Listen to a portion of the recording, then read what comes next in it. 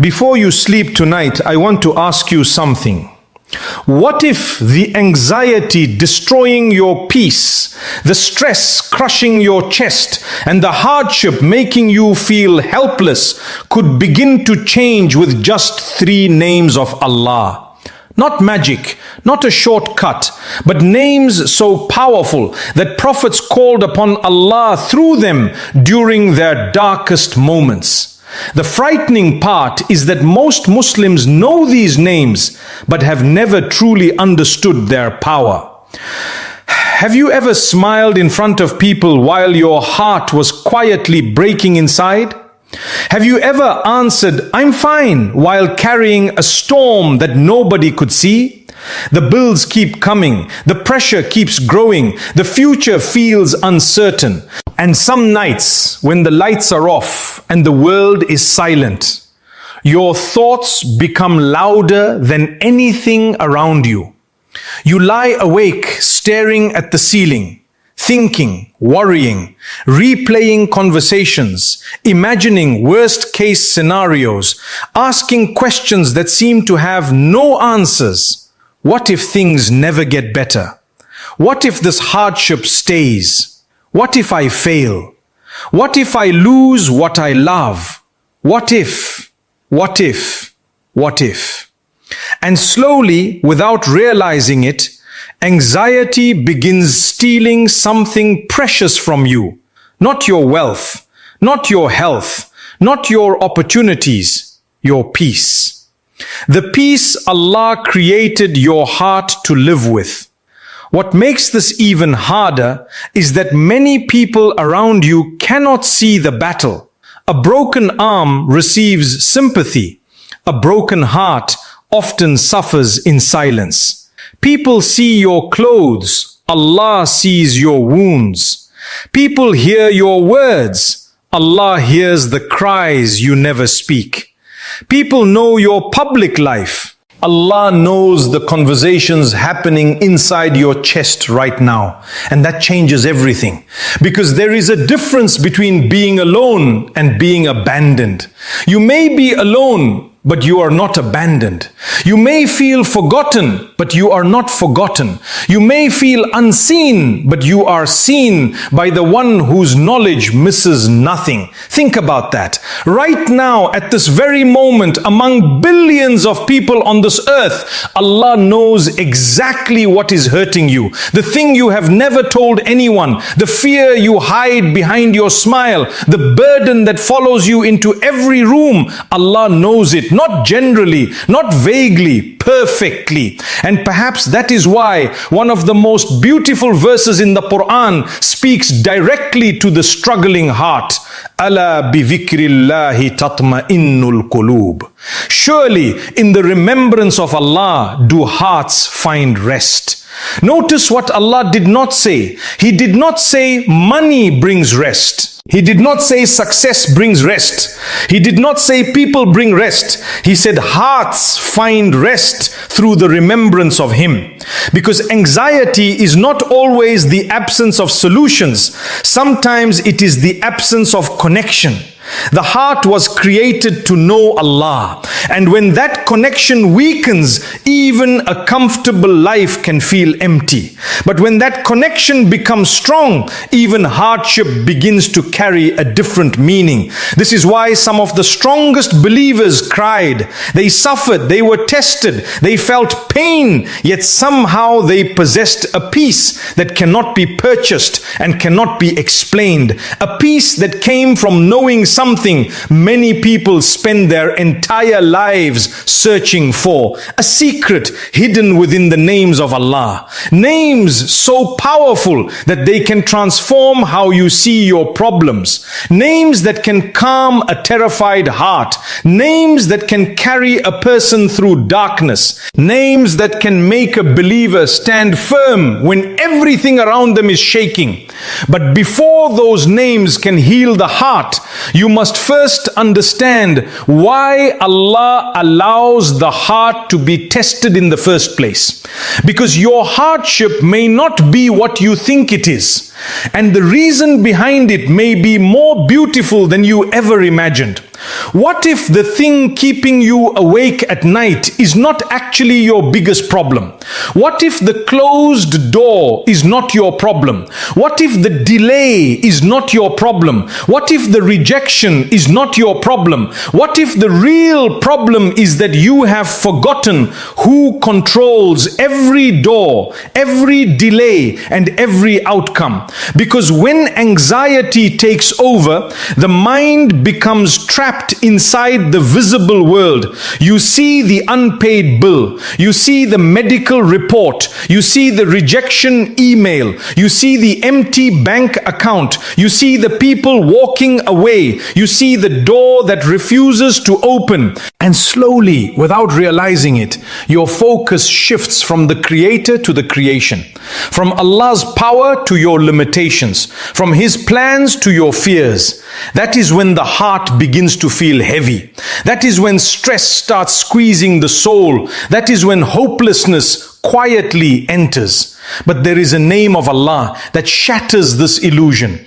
A name that reminds you that no situation is ever truly stuck. A name that reminds you that every lock has a key. Every darkness has a dawn. Every test has an exit. Every hardship has a hidden opening. That name is Al-Fattah, the supreme opener, the one who opens what nobody can open, the one who unlocks what nobody can unlock, the one who creates a way when no way exists. Listen carefully. People can close doors, Allah opens them. Employers can reject you, Allah can create an opportunity you never expected. Doctors can say we have done everything we can, Allah can create a cure from where nobody imagined.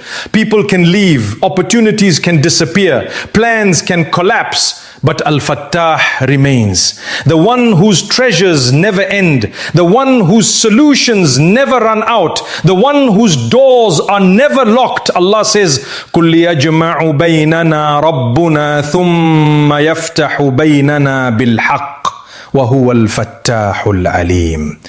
And He is Al-Fattah, the all-knowing. Notice something beautiful. Allah pairs Al-Fattah with Al-Alim, the opener, the all-knowing. Why? Because Allah does not open doors randomly. He knows what is best. He knows what would destroy you if you received it too early. He knows what would distract you if you gained it today. He knows what must be delayed to save you, and He knows what must be withheld to protect you. Many people think every closed door is punishment. Sometimes the closed door is protection. Sometimes the unanswered dua is protection. Sometimes the delay is mercy. Imagine a child reaching toward fire. The child wants it. The child cries for it. The child believes it will make him happy. A loving parent refuses. The child sees rejection. The parent sees danger. Now think about how limited your knowledge is compared to Allah's. How many things did you desperately want 5 years ago that would have harmed you today? How many relationships did you beg Allah for that would have broken your heart? How many opportunities seemed perfect but would have taken you away from Allah? You only see the door. Al-Fattah sees what is behind it. This is why believers learn a powerful lesson. Not every opening looks like an opening, and not every closure is a loss. Sometimes Allah closes one door because He intends to open 10 others. Look at the story of Prophet Yusuf alayhi salam. Imagine the scene. A young boy thrown into a dark well by his own brothers, alone, abandoned, betrayed. Can you imagine the fear, the confusion, the pain? If you were standing beside that well, would it have looked like an opening or a disaster? It looked like disaster. Then He was sold into slavery, another closed door. Then falsely accused, another closed door. Then imprisoned for years, another closed door. Imagine being locked inside a prison cell while knowing you are innocent. Most people would think Allah had abandoned them. Most people would lose hope. Most people would only see walls. But Al-Fattah was working quietly, patiently, perfectly. Years later, the prisoner became a minister. The abandoned boy became a leader. The dreamer saw his dream fulfilled. And every closed door turned out to be a pathway leading him exactly where Allah wanted him to be. What if Yusuf had only judged Allah's plan from inside the well? What if he had judged Allah's plan from inside the prison? He would never have understood. Sometimes you are judging Allah's story too early. You are standing inside the chapter that hurts. And because you cannot see the ending, you think there is no wisdom. But Al-Fattah is still writing. The story is not over. Your story is not over. The chapter you are crying through today may become the chapter you thank Allah for tomorrow. There is another reason this name is so powerful for anxiety. Anxiety often whispers, there is no way out. Al-Fattah answers, I create ways where none exist. Anxiety says, the future is hopeless. Al-Fattah says, I own the future. Anxiety says, everything is closed. Al-Fattah says, I am the opener. The believer begins to understand something extraordinary. Hope is not based on circumstances. Hope is based on Allah. Circumstances change, people change, economies change, health changes, but Al-Fattah never changes. The same Allah who opened the sea for Musa alayhi salam, the same Allah who protected Ibrahim alayhi salam from the fire, the same Allah who brought Yunus alayhi salam out of the belly of the whale, the same Allah who opened impossible doors for his prophets is your Lord today. Not yesterday, not only in history, today, right now, at this very moment. And perhaps the greatest tragedy is not that people have problems. The greatest tragedy is that many people carry their problems without knowing Al-Fattah. Because once you truly know Al-Fattah, you stop worshipping outcomes. You stop worshipping possibilities. You stop worshipping statistics. You stop worshipping probabilities. You begin trusting the one who controls them all.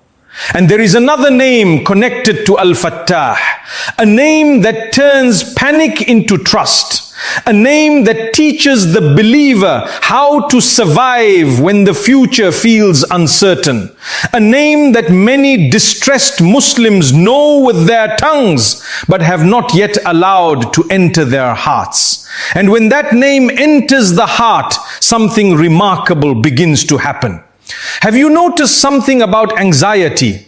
It loves unanswered questions. What will happen tomorrow? What if I lose my job? What if the test results are bad? What if my children go astray? What if the money runs out? What if I fail? What if I cannot handle what is coming? The mind starts running faster, further, deeper, creating hundreds of imaginary futures. Most of them never happen, yet the heart suffers as if they already did. That is one of the greatest tricks of anxiety. It forces you to fight battles that do not even exist. You are sitting safely in one room while your thoughts are traveling through 10 years of fears. You are carrying tomorrow, next month, and next year all at once. No wonder the heart becomes exhausted. No wonder the chest feels tight. No wonder sleep becomes difficult. But there is a name of Allah that brings the heart back from the chaos. A name that teaches you that you were never meant to carry the world on your shoulders. A name that reminds you that there is someone infinitely stronger than you, managing every detail of your life. That name is Al-Wakil. Al-Wakil, the trustee, the disposer of affairs, the one who takes care of all matters for those who place their trust in him. Think about how much of your stress comes from trying to control things you cannot control. You want certainty, you want guarantees, you want every answer before taking the next step. But Allah never promised certainty about the future. He promised Himself. And that changes everything. Allah says, وَكَفَى بِاللَّهِ وَكِيلًا. And Allah is sufficient as a trustee. Read that again. Allah is sufficient. Not partly sufficient, not almost sufficient, sufficient. Many people say they trust Allah, but when hardship comes, their hearts reveal who they are truly trusting. A person says he trusts Allah, yet his peace depends entirely on his bank account. A person says she trusts Allah, yet her emotional stability depends entirely on what people think of her. A person says he trusts Allah, yet one unexpected problem completely destroys him. Why? Because trust was in the creation, not the creator. Al-Wakil invites you into something far greater. He invites you to place your burden where it belongs. Imagine carrying a massive stone on your back, day after day, year after year. You become tired, your knees weaken, your shoulders ache. Then someone stronger than you says, "Give it to me." But instead of handing it over, you continue carrying it. That is how many believers live. They make dua. Avoid loneliness, boredom, purposelessness, the feeling that your life isn't what you thought it would be, the disappointment you carry but never speak about, the dreams you gave up on, the version of yourself you lost somewhere along the way.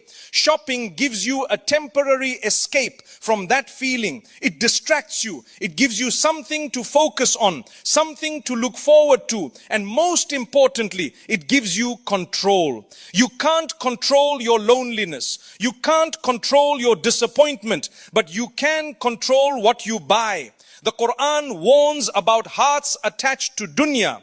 But attachment isn't about wanting nice things. Attachment is about needing those things to feel okay. It's about believing that if you just get the right thing, you'll finally feel complete. But you won't. You never do. Because the thing you're actually looking for can't be bought. It can't be delivered to your door. It can't be added to your cart. What you're looking for is meaning, connection, purpose, a reason to wake up that isn't just surviving another day. And until you stop avoiding that emptiness and actually ask, what is actually missing from my life, the compulsion will never stop. You'll keep buying, keep filling the cart, keep chasing the high of newness, and you'll keep ending up in the same place, broke, ashamed, and still empty.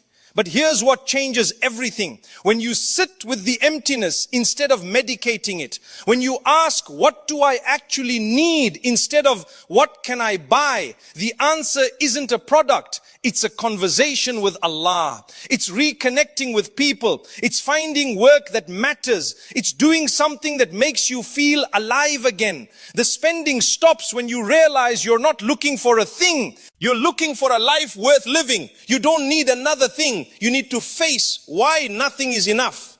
You tell yourself you just check your phone for 5 minutes. Just a quick scroll, just to see what's happening. And 3 hours later, you're still there. Eyes burning, mind numb, time gone. You're not even enjoying it. You're not laughing. You're not learning. You're just mindlessly swiping, watching strangers live their lives, watching videos you'll forget in 2 minutes, filling your brain with noise so you don't have to hear the quiet. And when you finally put the phone down, you feel worse. You feel guilty. You wasted time. You neglected prayer. You ignored your family. You avoided the work you needed to do. And you promise yourself tomorrow will be different. Tomorrow you'll have discipline. But tomorrow comes and you're scrolling again. Here's what you're not admitting. You're not addicted to your phone. You're addicted to distraction. Because the moment you put it down, you have to sit with yourself. And sitting with yourself is terrifying.